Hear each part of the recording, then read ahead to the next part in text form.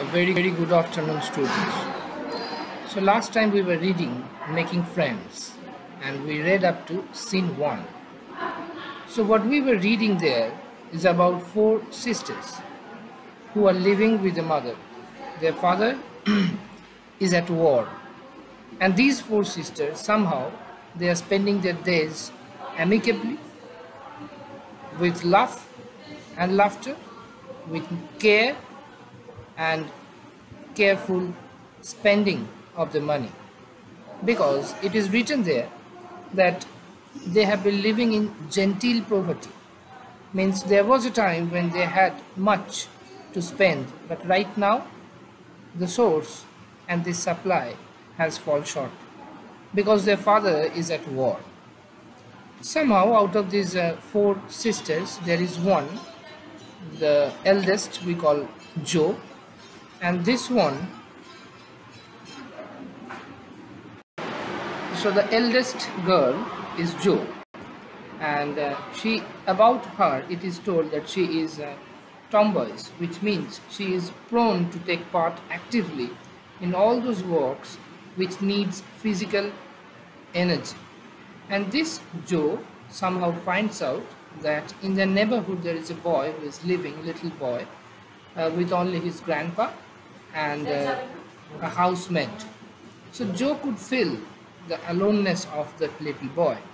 How such a boy of such a tender age spend his time, almost all the time, most of the time, locked up in a room and without playing, without laughing, without shouting.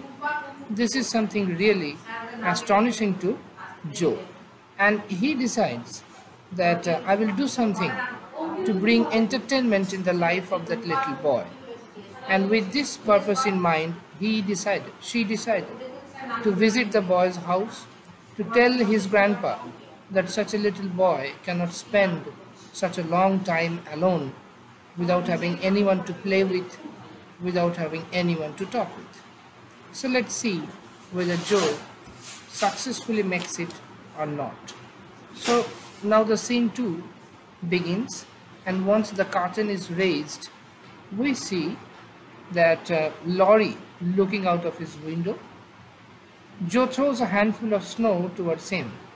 Laurie turns his head to look at Jo. So that's what Jo is. In order to call Laurie, Jo is not simply calling his name or making some sound. She is piling up a snow, making a snowball and throwing it to that boy. So such ecstatic character is Jo, and that is how he caught the attention of the little boy. How do you do? Are you sick? So Jo first wants to know whether the boy is sick, that he is locked up in that room, he is not coming out. What was happening with that boy? That was what Jo wanted to know. Now Laurie is telling in a croaking voice, I have had a bad cold and have been shut up for a week. So Laurie informs that I have got cold, and that's the reason my grandpa had locked me inside that room unless I become healthy again, unless I recover from illness. Now Laurie is telling, Jo is telling, I'm sorry. What do you amuse yourself with? Don't you read? So amusement is the first thing that comes in Jo's mind. And she is asking that little boy that how are you spending your days there, alone, sitting in the same room? Do you have any kind of books, comic books to make yourself entertained? Do you have any other things so that you can pass the time with amusement? At least some sorts of amusement should be there in your life. That's what Jo wants to know from the boy. Now that boy is answering Jo, Grandpa, not much. They won't let me. They means who are there? Grandpa is there and one housemaid. The boy is out of his mother. I mean, he doesn't have his mother or father. He is a boy, an orphan boy, without a mother and a father, living with his grandpa, and a little housemaid is there. Very alone, that boy. So he is telling that they won't let me read books all the time. I don't have the supply of those books which I want to read. Now Jo is asking, can't somebody read to you? Means you are sick, you can't read. But isn't there somebody who can read the stories for you? You can listen to it and then you can go to sleep. Is there anyone there in your house? Again, Laurie is answering in a negative tone that Grandpa does sometimes. Does sometimes means he reads for me sometimes. But my books don't interest him. You know, his grandpa is a very grave person. His personality is something different than that of the little Laurie. And it is quite expectable, and it is quite easy and quite that a grandpa, a man of his age, will not get entertained for a long time, especially he is reading the comics books for a boy. So that is something expected. This is the most obvious thing which we can imagine for a grandpa like personality. So, and I had to ask Brooke all the time. Yes, of course. If someone is not giving ample interest, ample attention to your call, it is natural that you will cease to ask the same thing from that the very person. So Joe is telling, have someone come and see you then. So if you do not have anyone to read the stories for you, I suppose you have at least some people with whom you can chat, you can make some fun. Now Laurie is answering, there isn't anyone I would like to see. Boys make such a row. Means all these boys which are there, who are there in his neighborhood, whom Laurie might have seen through her window playing, roaming, making fun and all these things. And of course she might have longed to have joined them. He is telling that they make such a row, means they make such a fuss, such noise, that I don't like their company. So isn't there some nice girl who would read and amuse you?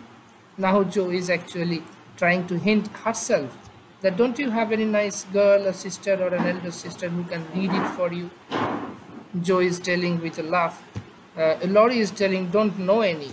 And now Joe laughingly saying that you know us. We are those sweet girls, your elder sisters. We can play with you, we can help you, we can accompany you in your boredom. And believe me, the moment you will get us access to your room, you will never feel bored again. That's what Joe is promising to that little boy.